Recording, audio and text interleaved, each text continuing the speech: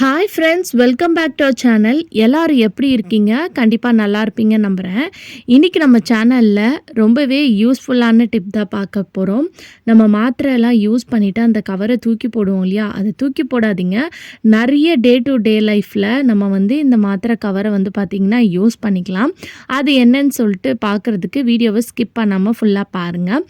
நீங்கள் இப்போ தான் நம்ம சேனலை ஃபஸ்ட் டைம் பார்க்குறதா இருந்தால் இப்போவே சப்ஸ்கிரைப் பண்ணிக்கோங்க. கூட இருக்க பெல் சிம்லையும் கிளிக் பண்ணிக்கோங்க. அப்போ தான் நான் போடக்கூடிய நோட்டிஃபிகேஷன் உங்களுக்கு சேரும். இப்போ வாங்க வீடியோக்குள்ளே போகலாம்.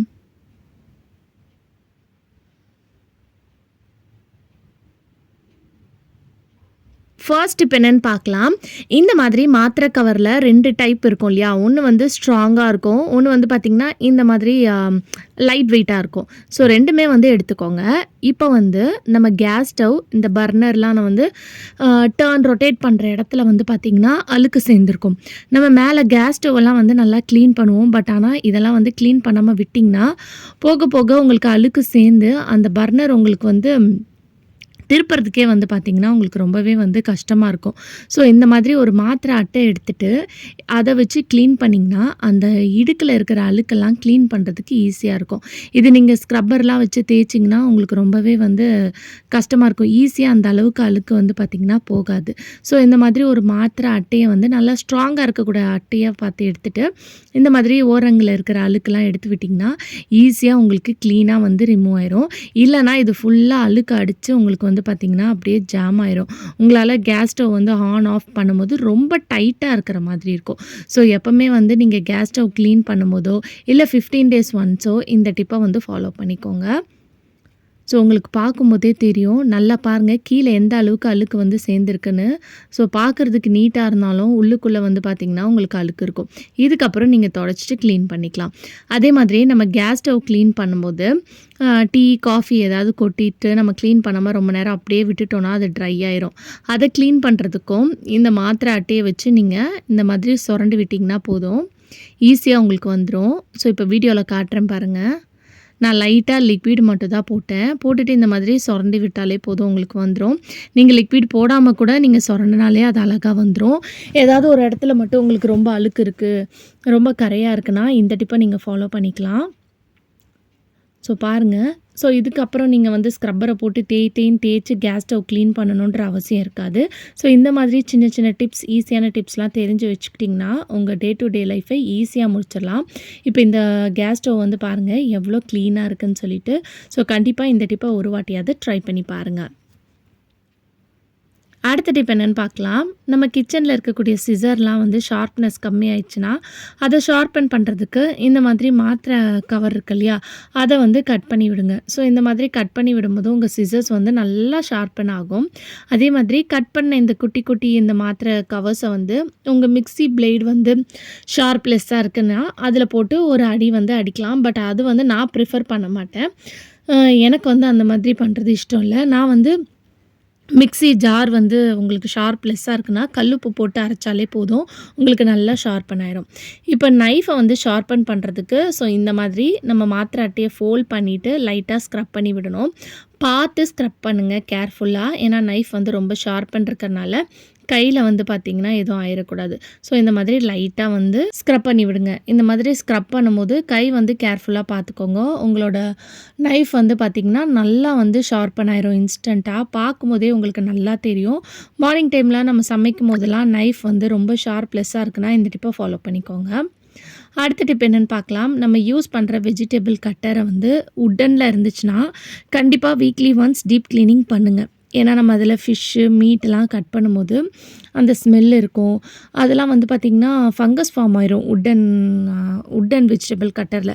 ஸோ இந்த டிஷ்வாஷ் லிக்விட் நம்ம ஹோம்மேடாக ரெடி பண்ணுது. அந்த வீடியோ நீங்கள் இன்னும் பார்க்கலன்னா நான் கார்ட்ஸில் கொடுக்குறேன், செக் பண்ணிக்கோங்க. நீங்கள் எந்த டிஷ்வாஷ் லிக்விட் வேணாலும் ஊற்றிக்கோங்க. ஊற்றிட்டு நம்ம நார்மலாக ஸ்க்ரப்பரை வச்சு ஃபுல்லாக எல்லா இடத்துலையும் ஸ்க்ரப் பண்ணி விட்டதுக்கப்புறம் இந்த மாத்திரை கவரை வச்சு நீங்கள் இந்த மாதிரி தேய்ச்சி விடணும். இந்த மாதிரி தேய்ச்சி விடும்போதே உங்களுக்கு பாருங்கள் அந்த அழுக்கு கலர்லாம் தெரியுதா உங்களுக்கு? தண்ணியோட கலர் பாருங்கள் எந்த அளவுக்கு சேஞ்ச் ஆகிருக்குன்னு சொல்லிட்டு. பார்க்குறதுக்கு நீட்டாக இருந்தாலும் உள்ளுக்குள்ளெல்லாம் பார்த்திங்கன்னா அழுக்கு இருக்கும். ஸோ இந்த மாதிரி நல்லா ஸ்க்ரப் பண்ணி விடும்போது அந்த மொத்த அழுக்கும் வந்து பார்த்திங்கன்னா உங்களுக்கு வந்துடும். ஸோ இதுக்கப்புறம் நீங்கள் இதை வந்து 2 சைடும் இதே சேம் மெத்தட் ஃபாலோ பண்ணிவிட்டு வாஷ் பண்ணிவிட்டு வெயிலில் காய வச்சு எடுத்துக்கோங்க.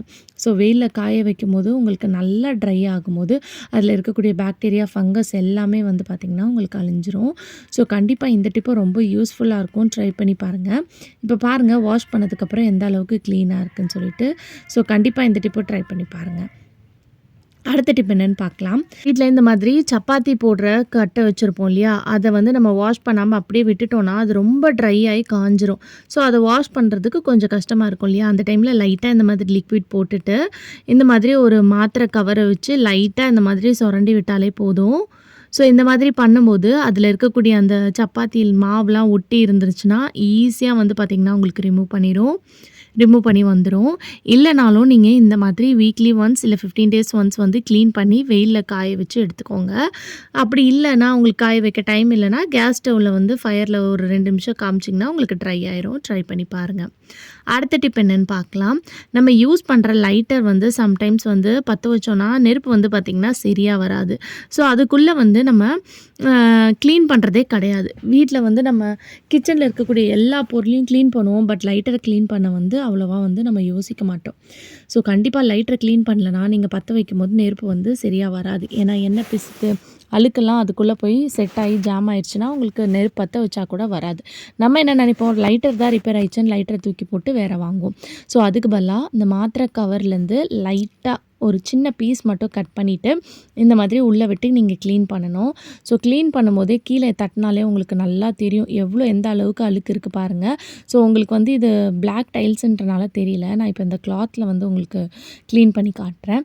நான் ஆல்ரெடி க்ளீன் பண்ணிட்டுமே வந்து பார்த்திங்கன்னா எனக்கு இந்த அளவுக்கு வந்து அந்த லைட்டருக்குள்ளே வந்து அழுக்கு சேர்ந்துருக்கு. ஸோ உங்களுக்கு பார்க்கும்போதே தெரியும். லைட்டாக இந்த மாதிரி அதை வந்து நல்லா ரொட்டேட் பண்ணிக்கோங்க. இந்த மாதிரி ஆன்டி கிளாக் வைஸு நல்லா ரொட்டேட் பண்ணிவிட்டு அதுக்கப்புறம் இந்த சைடு கேப்லலாம் இந்த மாதிரி பண்ணி விடுங்க. ஸோ நார்மலாக நம்ம க்ளீன் பண்ணோன்னா இந்த மாதிரிலாம் க்ளீன் பண்ண முடியாது. மாத்திரை கவரை வச்சு க்ளீன் பண்ணலாம். அப்படி இல்லைனா பட்ஸ் இருந்துச்சுன்னா கூட நீங்கள் எடுத்துக்கோங்க. பட்ஸ் இருந்துச்சுனாலும் இன்னும் ஈஸியாக வந்து நீங்கள் க்ளீன் பண்ணிக்கலாம். ஸோ இப்போ நான் இதில் உங்களுக்கு தட்டி காட்டுறேன் பாருங்கள் எந்த அளவுக்கு அதுக்குள்ளே அழுக்கு வந்து சேர்ந்துருக்குன்னு சொல்லிட்டு. ஸோ இது நான் 3rd டைம் வந்து க்ளீன் பண்ணுறேன். 3 வாட்டி க்ளீன் பண்ணியுமே அதுக்குள்ளே வந்து பார்த்திங்கன்னா அழுக்கு இருக்குது. ஸோ இதுக்கப்புறம் நீங்கள் இதை தொடச்சிட்டு யூஸ் பண்ணிக்கலாம். ட்ரை பண்ணி பாருங்கள். அடுத்த டிப் என்னென்னு பார்க்கலாம். நம்ம மிக்ஸி ஜாரில் இந்த மாதிரி மேலே கேஸ்கட் இருக்கும். இந்த கேஸ்கட் சம்டைம்ஸ் வந்து ரிமூவ் பண்ணுற மாதிரி இருக்கும். சிலதெல்லாம் ரொம்ப டைட்டாக இருக்கும், ரிமூவ் பண்ண முடியாது. அந்த மாதிரி இருக்கிறவங்க அதுக்குள்ளே வந்து அழுக்கு போய் சேர்ந்துருக்குன்னா இந்த மாத்திரை கவரை யூஸ் பண்ணி நீங்கள் க்ளீன் பண்ணிக்கலாம். இந்த மாதிரி க்ளீன் பண்ணும்போது உங்களுக்கு அதில் இருக்கக்கூடிய அழுக்கு எல்லாமே வந்து பார்த்திங்கன்னா ஈஸியாக வந்துடும். மாதிரி ஜாரோட கேப் இருக்கு இல்லையா, அந்த கேப்பை சுற்றியும் நீங்கள் இந்த மாதிரி க்ளீன் பண்ணணும். இந்த மாதிரி பண்ணும்போது உங்களுக்கு அதில் இருக்கக்கூடிய எல்லா மூலையிலலாம் அழுக்கு ஒட்டிகிட்ருக்கும். இது நம்ம நார்மலாக ஸ்க்ரப்பர் வச்சு க்ளீன் பண்ணோன்னா நம்மளுக்கு அந்த அளவுக்கு வராது. இந்த டேப்லெட் கவர் யூஸ் பண்ணி நீங்கள் க்ளீன் பண்ணும்போது ஈஸியாக க்ளீன் பண்ணிடலாம். அதுக்கப்புறம் கேஸ்கட்டை வாஷ் பண்ணிவிட்டு இதில் ஃபிக்ஸ் பண்ணிவிட்டு நீங்கள் யூஸ் பண்ணிக்கலாம். ஸோ கண்டிப்பாக ட்ரை பண்ணி பாருங்கள். ஓகே ஃப்ரெண்ட்ஸ், இன்றைக்கி வீடியோவில் நான் ஷேர் பண்ணி இந்த டிப் கண்டிப்பாக உங்களுக்கு யூஸ்ஃபுல்லாக இருக்கும்னு நினைக்கிறேன். அப்படி யூஸ்ஃபுல்லாக இருந்துச்சுன்னா மறக்காமல் நம்ம சேனலை லைக் பண்ணுங்கள், ஷேர் பண்ணுங்கள், கமெண்ட் பண்ணுங்கள், சப்ஸ்கிரைப் பண்ணிக்கோங்க. தேங்க்யூ ஃபார் வாட்சிங்.